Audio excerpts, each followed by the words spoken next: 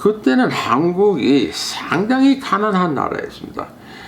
온 세계 중에서는 제일 가난한 나라 중에 하나였습니다.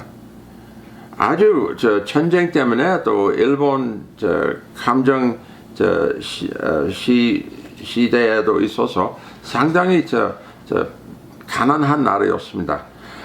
근데 지금 한국 보세요.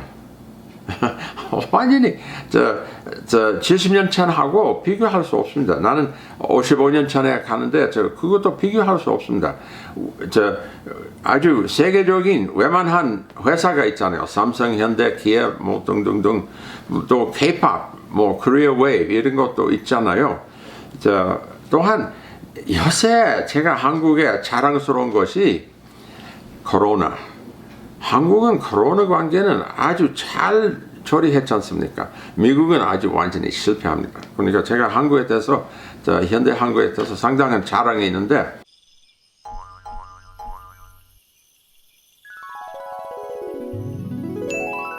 안녕하세요. This is Mark Peterson with the Frog Outside the Well Research Center, and today is my last lecture. 마지막 강의입니다. Now, what that means is not the last time I'm going to lecture. We had a series at school where we invited professors to speak and to make what would be their last lecture. In other words, it's the most important lecture. This is an important lecture. And I want to talk about not just the top 10. For the last weeks I've been talking about the top 10, but I want to add now the 12 pillars. 그러니까 한국말로 한다면은 그동안 탑 10 해왔다가 지금은 12 기둥이라고 좀 하고 싶습니다. 이거 마지막 강의라고 하는데 그 마지막은 아니고 근데 마지막의 중요성이라는 것이라고 생각해요. 제가 한국의 문화의 힘에 대해서 먼저 언급하고 싶어요. 예를 들면은 몽고하고 만주하고 비교해 본다면은 몽고의 글 있습니다. 만주에 글 있습니다. 근데 안 쓰는 거예요. 전혀 안 쓰는 거예요. 근데 한국은 아주 힘이 있잖아요. 1년에 몇 개 책 나옵니까? 한글로. 또 하루에 신문이 몇 개 나옵니까? 그러니까 한국은 진짜 힘이 있는데 몽골은 요새 웬만한 나라가 아닙니다. 만주는 거의 없어졌습니다. 만주 땅에 중국의 동북이라고 간다면은 몇 개 마을에도 만주 하는 사람, 말하는 사람 있습니다. 그 만주 문화가 거의 없어졌습니다. 근데 한국에 왜 그 문화를 좀 계속 유지하시는가? 왜 그런가? 이것은 제가 오늘 그 질문을 좀 답변해 볼까 해요. 그러니까 그동안 제가 탑 10, 그러니까 한국의 중요한 문화, 또한 평화로운 안정한 문화를 언급했잖아요. 10번. 그것은 여기 리스트가 있는데 재밌는 게 여러분 보시는 반응 좀 재밌어요. 유튜브가 thumb up, thumb down 하는 거 있잖아요. 여기 보세요. 우리 thumb up 율이 99.6, 99.9, 99.4 이렇게 아주 반응이 아주 잘 되는데 다만 노비 관계 그거 98.2 그밖에 안 되는데 그래도 상당히 지지를 하시는 것 같습니다. 그런데 여러분은 그것들을 좀 좋아하시는 것 같고요. 이렇게 thumbs up가 율이가 상당히 높았어요. 감사합니다. 근데 지금 12개 기둥 우리 한옥을 본다면은 그 건물에 기둥이 있잖아요. 그 한국의 문화가 12개 기둥이 있다고 생각하는데 뭐냐면은 그 10개 탑 10 하다가 또 2개 더 붙입니다. 그것은 하나 종교 전쟁 없다는 거. 또 하나는 전쟁이 있으면은 회복력이 아주 대단하다고 생각됩니다. 그러니까 11, 12라는 거예요. 종교 전쟁이 없다는 것이 사실은 세계사 하는 사람이 다른 나라들 공부하다가 처음 한국 올 때 종교 싸움이 있기를 기다리는 거예요. 있을 거라고 생각할 거예요. 왜? 다른 나라에 기독교 크루세이드 있잖아요. 또 무슬림 지하드, 알카이다, 하마스 있잖아요. 또 대신교하고 구교 싸움 있잖아요. 아일랜드 보세요. 아일랜드, 북아일랜드, 남아일랜드 있는데 종교 때문입니다. 대신교하고 천주교하고. 또한 유럽 사람은 신대륙을 발견할 때 모두 예수님의 이름으로 이렇게 해가지고 사람을 막 죽였습니다. 또 필리핀 보세요. 필리핀은 지금 아주 천주교 강한데 거기도 종교 관계는 처음 들어갈 때 상당한 싸움이 있었어요. 지금 이스라엘 보세요. 이스라엘 종교하고 그 주변의 이슬람 종교하고 문제가 많지 않습니다. 근데 한국에 불교하고 유교하고 전쟁이 있을까 보니까 없지 않아요. 그래도 불교는 나반 가족을 떠나서 부처님이 부인하고 아기를 떠나서 길을 찾았다 했잖아요. 그러니까 이 지구 아니고 다른 지구를 찾고 있는 거예요. 유교는 완전히 반대입니다. 유교는 삼강오륜, 사람관계 제일 중요한 거잖아요. 또한 정부 일관계는 유교는 좀 관심이 있어요. 어디 가지나 이치상입니다. 탐치상 아니고. 또한 교육 수준이 상당히 높잖아요. 유교상에는. 그런데 둘이는 그렇게 다룰 수 없습니다. 그래도 전쟁은 없습니다. 좀 대단한 거예요. 근데 한국 역사 보신다면은 여러분 18세기, 19세기 천주교 압력 있었잖아요. 또 순교자 많이 생겼잖아요. 근데 그것은 전쟁인가 아닌가?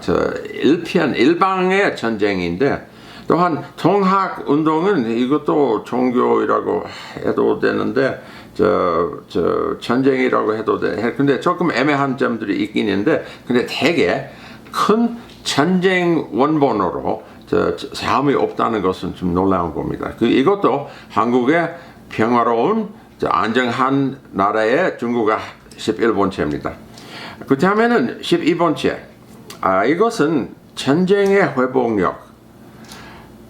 제가 여러분의 반응을 보니까, 여러분의 댓글을 보니까, 여러분은 상당히 그 전쟁에 대해서, 역사상의 전쟁에 대해서 상당히 염려하고 상당히 말을 언급하시는데, 내가 평화를 언급하면서 평화는 그 전쟁보다도 중요하다고 한국 역사에 주장하는데, 그래도 전쟁이 있는 거요. 또 침략당했다는 것은 틀림없는데, 제 말은 너무나 강조하면은 왜곡된다고 좀 생각됩니다. 한국은 전쟁이 있을 때 기간이 좀 짧았어요. 평화 기간이 좀 길었습니다. 이것 좀 특색입니다. 또한 그 비결이 한국 문화의 비결은 전쟁이 있을 때는 회복력이 상당합니다. 이것을 알기 위해서 세 개의 전쟁을 언급하고 싶어요. 첫 번째는 몽골 시대, 고려 시대. 둘째는 임진왜란. 세 번째는 6.25, 최근에 6.25. 이 세계는 몽골 전쟁이 한 40년 했습니다. 죽은 자가 100만 명 내지 200만 명 정도 있었습니다. 임진왜란 때는 7년입니다. 또 그때는 200만 명 내지 400만 명 죽었습니다.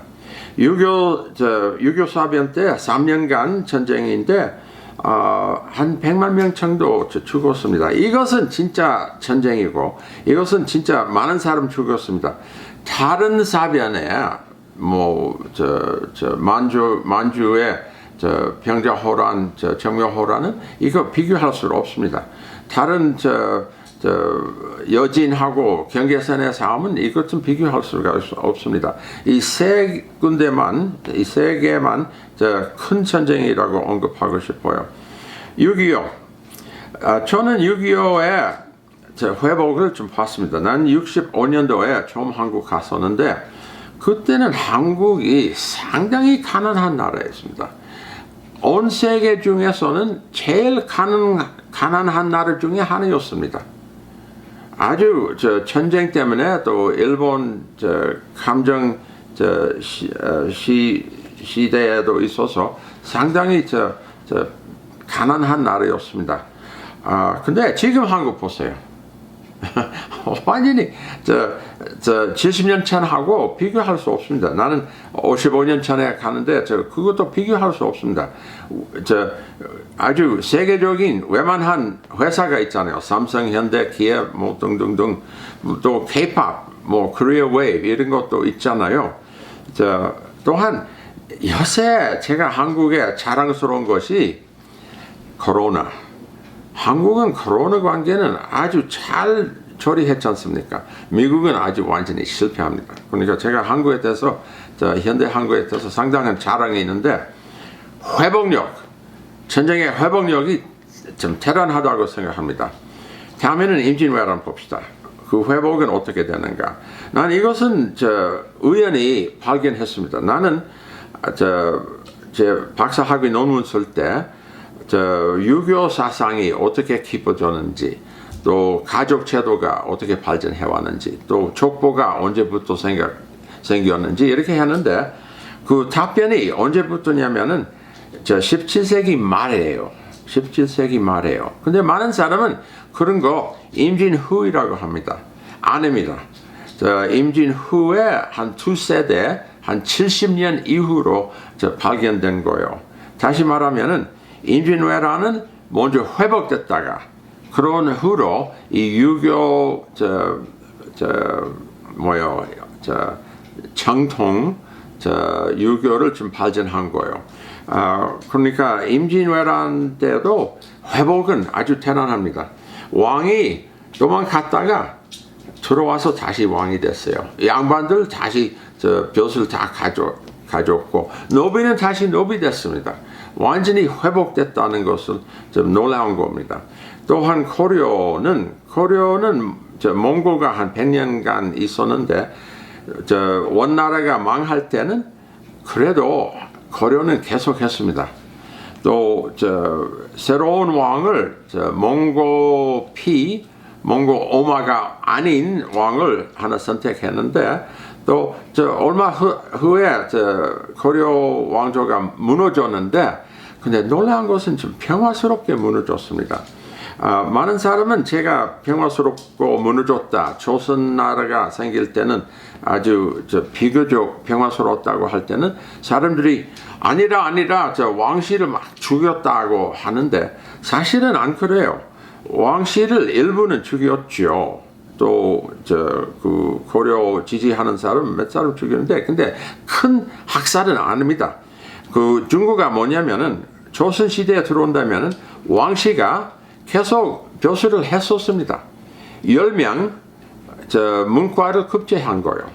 또한 현대 한국 사회에서는 남한에만 해도 25,000명 왕씨가 있습니다. 근데 완전히 멸망시키진 않았고 백제하고 완전히 다른 거예요. 그러니까 이 큰 전쟁이라는 것은 큰 전쟁으로 알아야 된다고 생각합니다. 근데 모든 전쟁 똑같이 한국은 전쟁이 많다 하는 것이 이것은 혼돈한 것이라고 생각됩니다. 이 큰 전쟁에는 100만 명 이상 죽는 사람이다. 또 1년 이상 가는 전쟁이라 진짜 전쟁이에요. 그러니까 역사는 침략은 있고 전쟁은 있고 하지만 한국은 아주 대단한 회복력은 있습니다.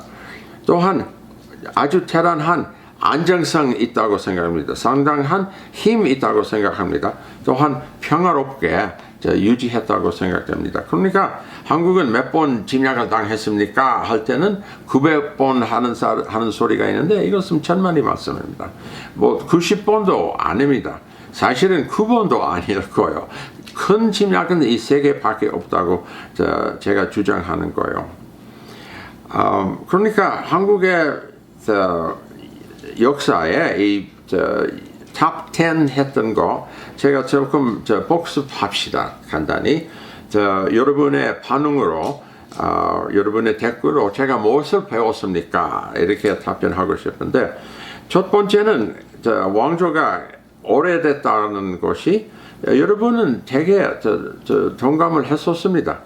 한국은 중국하고 비교한다면은 신라는 한나라 또 떨어진 분단한 나라로 수나라, 당나라, 당시는 4개입니다. 한국은 신라만 해도.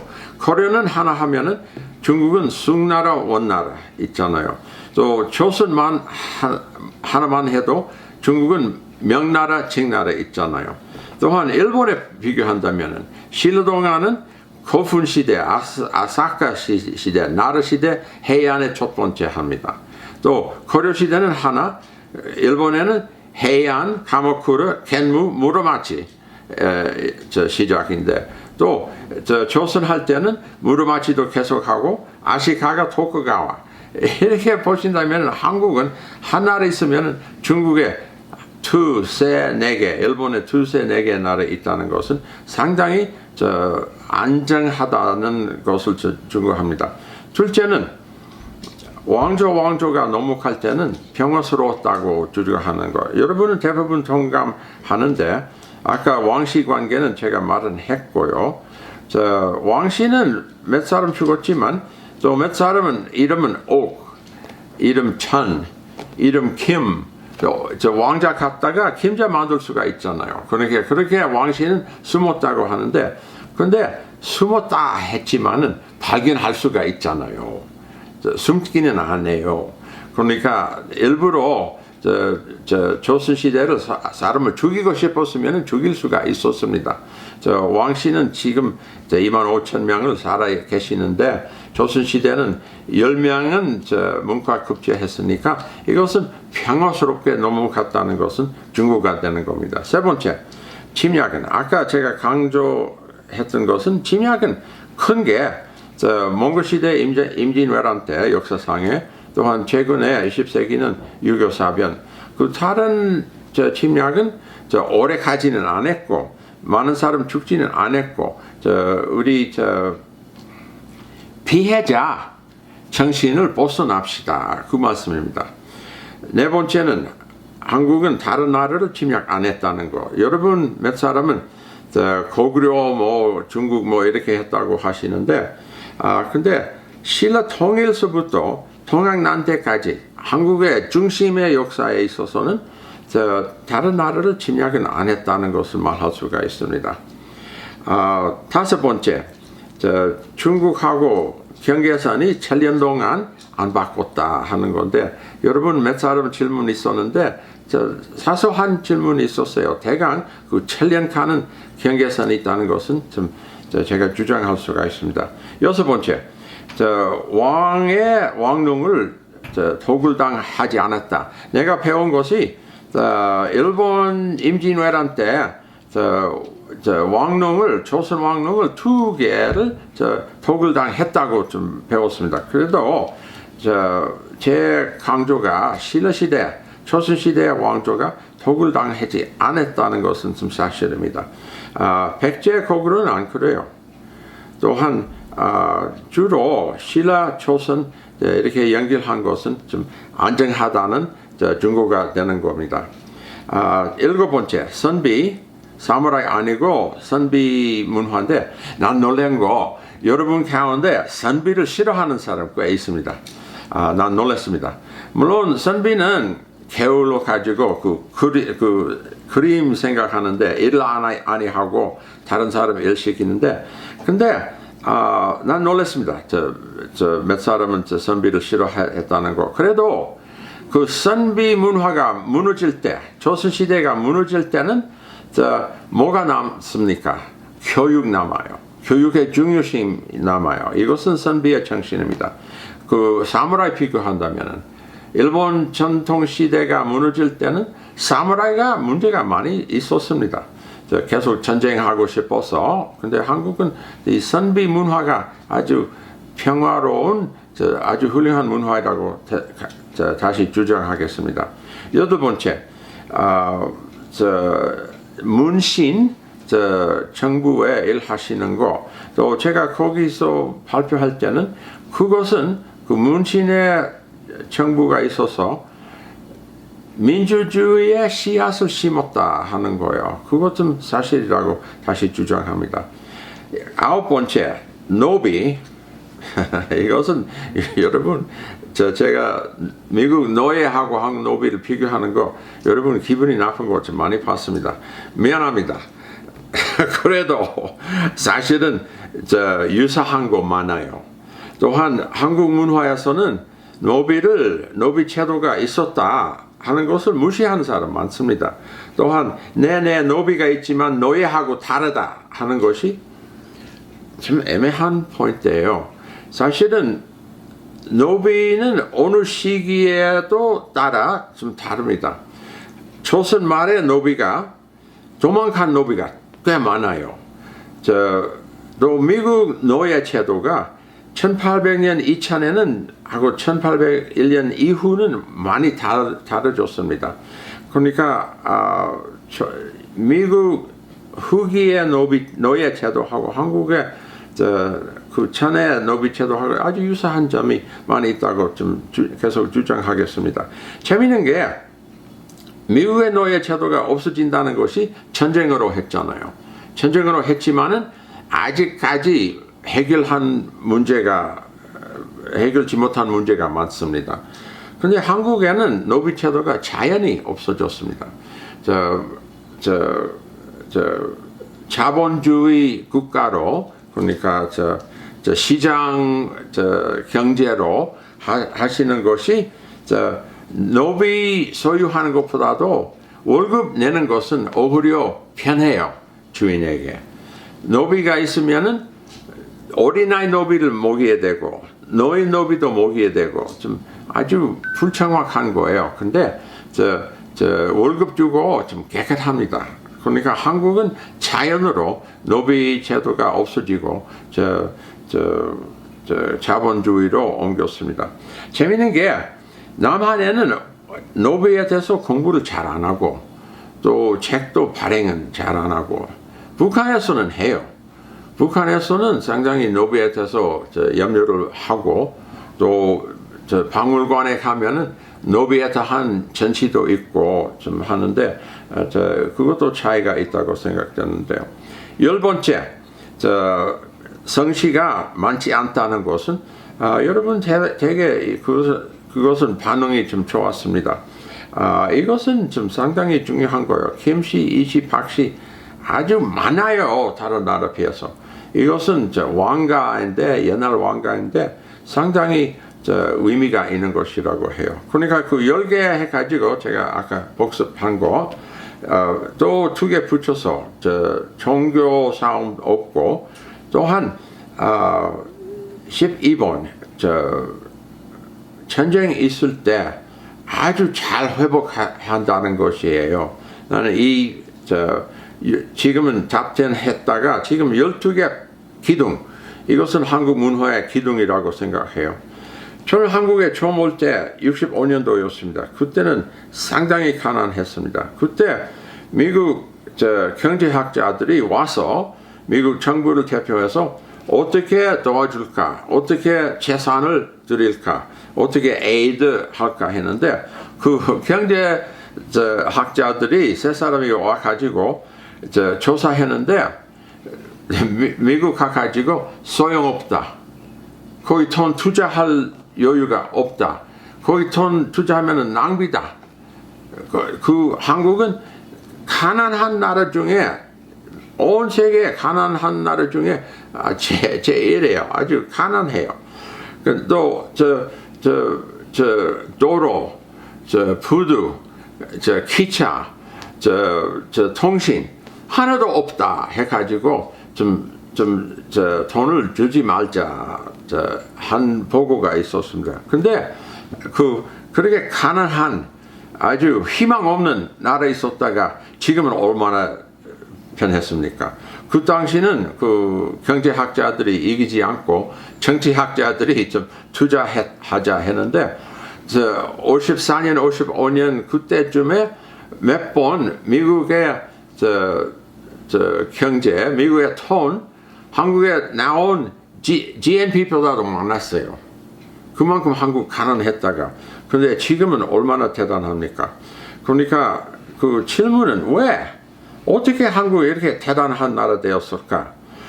제 생각에는 이 12기둥 때문에 또 이 12의 군 따지면은 한국은 아주 상당한 힘이 있고